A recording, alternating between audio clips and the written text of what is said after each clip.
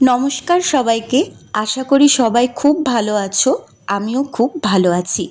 এই ভিডিওটা গত 2 সপ্তাহ আগের একটি ভিডিও, অর্থাৎ শ্রাবণ মাসের দ্বিতীয় সোমবারে।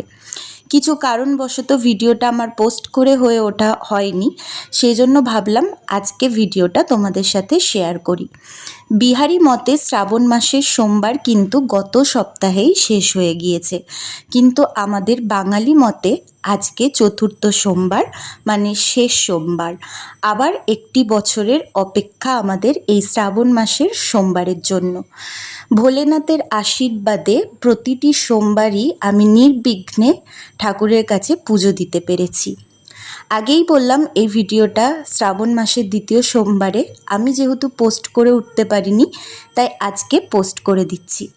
সকালবেলাতে স্নান করে নিয়েই আগে ঠাকুরের কাছে পুজো দিয়ে নিয়েছি।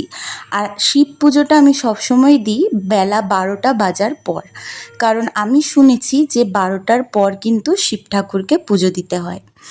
সেই মতো আমিও রেডি হয়ে এখানে পুজো দিতে বসে গিয়েছি। আর তারপরে মাও স্নান টান করে একটু ঠাকুরকে দুধ গঙ্গার জল ঢেলে দিল।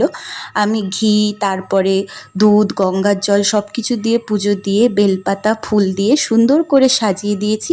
একটু তাড়াহুড়োর মধ্যেই ছিলাম, কারণ আমরা দ্বিতীয় সোমবারে গিয়েছিলাম ভূতনাথে, যার কিছু ফটো আমি পোস্ট করে দিয়েছিলাম।